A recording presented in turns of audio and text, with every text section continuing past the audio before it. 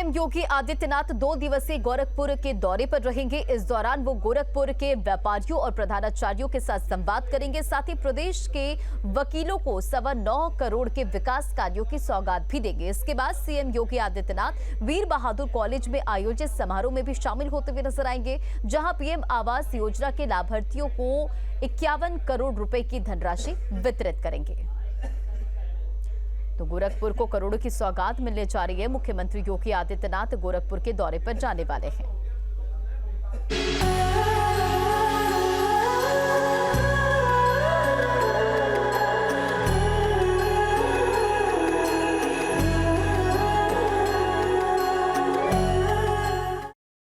अगले साल रामलला अपने नए धाम में विराजित होंगे और रामलला के प्राण प्रतिष्ठा की तारीख भी फाइनल हो गई है। 24 जनवरी को रामलला गर्भगृह में विराजित होंगे और इसी दिन भक्तों को दर्शन देंगे। प्रधानमंत्री मोदी के साथ कई बड़े दिग्गज इसमें शामिल होते नजर आएंगे। रिपोर्ट देखिए। आए हैं राम मेरे राम राम, आए हैं राम मेरे राम राम, आए हैं राम मेरे राम। राम भक्तों का सपना जल्द होगा साकार।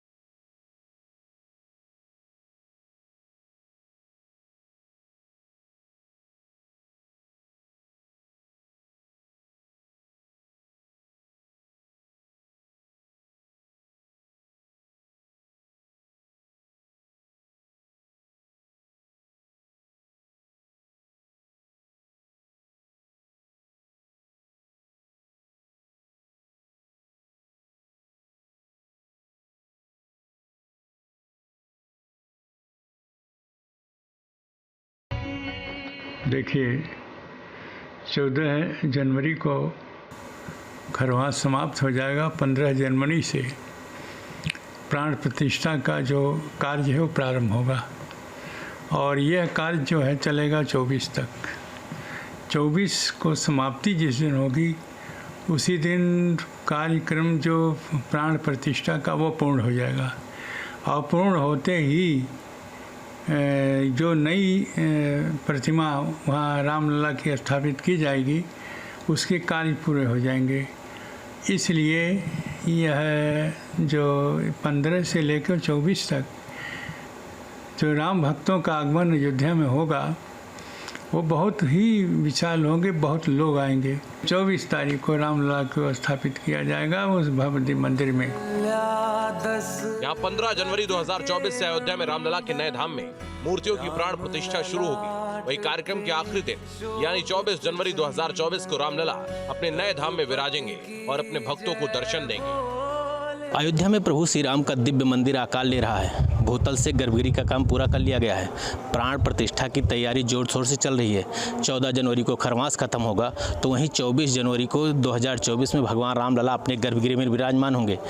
आचार्य सत्येंद्र दास जी जो रामलला के मुख्य पुजारी हैं उनका साफ कहना है कि 14 तारीख को खरवास खत्म होगा और 24 तारीख को भगवान रामलला को उनके गर्भगृह में विराजमान कर दिया जाएगा, जिसको लेकर के देश विदेश के जो भी वैदिक ब्राह्मण हैं उनको बुलाया गया है। एक विशेष अनुष्ठान चल रहा है। अनुष्ठान के बाद भगवान रामलला को उनके घर में विराजमान कर दिया जाएगा। यही नहीं, करीब 10 दिन तक चलने वाली प्राण प्रतिष्ठा कार्यक्रम में खास से लेकर आम लोगों का जमघट लगने वाला है, जिसको लेकर तैयारियां जोरों पर है। कार्यक्रम में शामिल होने के लिए पीएम मोदी के साथ कई वीवीआईपी को निमंत्रण पत्र भेजा जा चुका है। साथ ही इस खास मौके पर अयोध्या नगरी में देश विदेश से लाखों राम भक्त मौजूद रहेंगे। ऐसे में राम मंदिर ट्रस्ट उनके रुकने और भोजन की व्यवस्था में जुट गया है। दूसरी तरफ स्थानीय प्रशासन भी सजग और सतर्क है। 24 जनवरी बेहद खास होगा, जिसको लेकर के अयोध्या में बेहद तैयारियां की जा रही हैं। अयोध्या में जो भी श्रद्धालु भगवान राम की नगरी में आएंगे उनके ठहरने और उनके भोजन की व्यवस्था की गई है, जिसको लेकर के लगातार प्रशासन द्वारा और ट्रस्ट द्वारा तैयारियां की जा रही हैं, जिसमें देश के प्रधानमंत्री भी अयोध्या पहुंचेंगे और भगवान रामलला के प्राण प्रतिष्ठा में शामिल होंगे। उधर दूसरी तरफ मंदिर निर्माण का काम आखिरी चरण में है। पूरे मंदिर परिसर की सजावट का काम भी तेजी पकड़ चुका है। मंदिर की दीवारों पर उकेरी गई देव मूर्ति और नक्काशी को कारीगर फाइनल टच देते दिख रहे हैं। अभी से राम मंदिर की सुंदर, अप्रतिम और अद्भुत झलक दिखाई देने लगी है। अयोध्या से अखंड प्रताप सिंह के साथ टीम न्यूज स्टेट। वाराणसी के ज्ञान वापी परिसर के पास वजू खाने से मिले कथित शिवलिंग की पूजा न होने को लेकर ज्योतिष पीठ के शंकराचार्य अविमुक्तेश्वरानंद सरस्वती के आह्वान पर एक अभियान शुरू किया गया है। इस अभियान के तहत देश के 6 लाख गांवों और 4 लाख शहरों से 11 लाख शिवलिंग एकत्र किए जाएंगे और इन शिवलिंगों को वाराणसी के लंका के पास एक भवन में स्थापित कर उनकी आदि विश्वेश्वर महादेव के रूप में पूजा की जाएगी। इस अभियान को आदि विश्वेश्वर की डोली रथ यात्रा का नाम दिया गया है। 22 जुलाई को प्रतापगढ़ की पट्टी तहसील से इस अभियान की शुरुआत होगी और आज यह यात्रा प्रयागराज पहुंचेगी।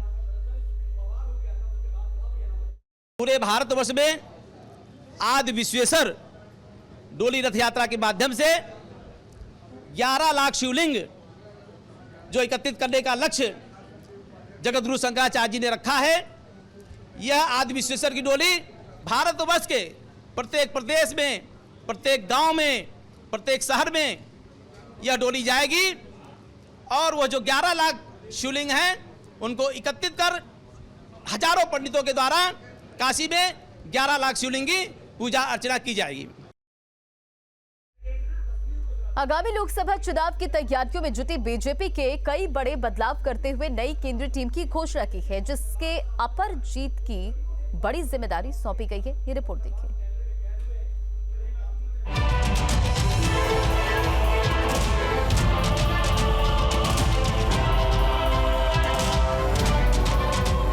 पांच राज्यों में इसी साल होने वाले विधानसभा चुनाव और 2024 के लोकसभा चुनाव से पहले बीजेपी अध्यक्ष जेपी नड्डा ने अपनी नई टीम का ऐलान कर दिया है। बीजेपी की केंद्रीय पदाधिकारियों की नई टीम में कुल 38 नाम शामिल किए गए हैं।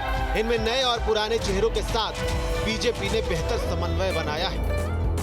2024 के चुनाव के लिए टीम नड्डा तैयार हो चुकी है। बीजेपी ने आज अपने नए पदाधिकारियों की घोषणा कर दी है, जिसमें सबसे बड़े नाम 2 नजर आए हैं, जिसमें संजय बंदी जो कि तेलंगाना के पूर्व प्रदेश अध्यक्ष थे, अब उनको राष्ट्रीय महामंत्री बना दिया गया है।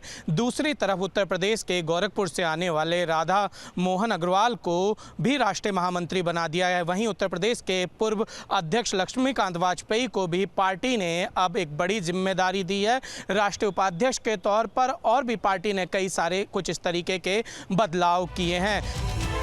बीजेपी की नई टीम में बीएल संतोष को राष्ट्रीय संगठन महामंत्री बनाया गया, जबकि बीजेपी की इस नई लिस्ट में यूपी के 8 चेहरों को शामिल किया गया है, जिनमें शिव प्रकाश को राष्ट्रीय सह संगठन महामंत्री की जिम्मेदारी, सुरेंद्र सिंह नागर को राष्ट्रीय सचिव, रेखा वर्मा, लक्ष्मीकांत वाजपेयी और तारिक मंसूर को राष्ट्रीय उपाध्यक्ष, जबकि अरुण सिंह और राधा मोहन अग्रवाल को राष्ट्रीय महामंत्री बनाया गया है। राजेश अग्रवाल को कोषाध्यक्ष बनाया गया है। वहीं जिम्मेदारी मिलने के बाद लक्ष्मीकांत वाजपेयी ने खुशी जताई है। आदरणीय मोदी जी, आदरणीय अमित शाह जी और आदरणीय नड्डा जी के प्रति आभार व्यक्त करता हूँ। उन्होंने मुझ पर विश्वास व्यक्त किया है। अपने अतीत के इतिहास के आधार पर आगे का विश्वास पर खरा उतरूंगा, ऐसा मुझे भरोसा। मेरे प्रदेश के टीम ने ये तय किया है कि 80 में से 80 सीटें इस बार लोकसभा की उत्तर प्रदेश से जीतनी है। मैं उसमें तिल डाल के साझा करूंगा और जो आदेश मिलेगा पार्टी का वो पालन करूंगा। मेरा भी निश्चित मत यह है कि 80 में से 80 सीटें जीतने का टारगेट लेकर इस बार भाजपा को मौका। बीजेपी अध्यक्ष जेपी नड्डा की नई स्पेशल 38 में 3 पूर्व मुख्यमंत्री डॉक्टर रमन सिंह, वसुंधरा राजे, रघुवर दास को राष्ट्रीय उपाध्यक्ष बनाया गया है। कुल मिलाकर ये कहा जा सकता है कि 2024 के चुनाव के लिए अब बीजेपी ने अपनी कमर पूरी तरीके से कस ली है और पदाधिकारियों की लिस्ट के बाद ये तय हो चुका है कि अब पार्टी पूरी तरीके से चुनावी मोड में जा चुकी है। ऐसे में कई राज्यों के अब प्रदेश प्रभारी भी बदले जाएंगे, जो कि चुनाव को देखते हुए अहम जिम्मेदारियां अहम लोगों को दी जाएंगी। खैर, देखने वाली बात यह होगी कि टीम नड्डा 2024 में किस तरीके के नतीजे देती है, लेकिन एक बात तय है कि इस पूरी लिस्ट में क्षेत्रीय, जातीय तमाम समीकरणों को ध्यान में रखा गया है। वीडियो जर्नलिस्ट सुमित कुमार के साथ निशांत राय, न्यूज़ स्टेट, दिल्ली। वहीं नई टीम के गठन पर बीजेपी अध्यक्ष जेपी नड्डा ने कहा कि नई टीम नई ऊर्जा के साथ काम करेगी। क्या कुछ उन्होंने कहा, सुनिए। हम जहां जीत हासिल करेंगे उसके लिए हमको टीम को भी